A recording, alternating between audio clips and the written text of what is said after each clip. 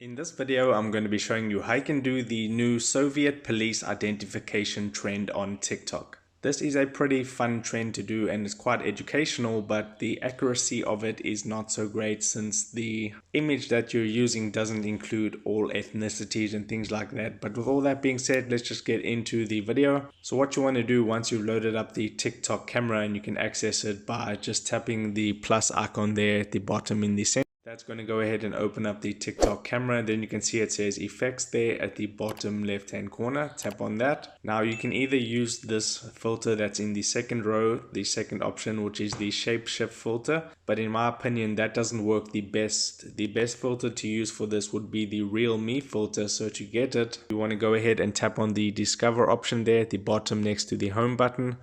Then in the search bar you want to search for Real Me.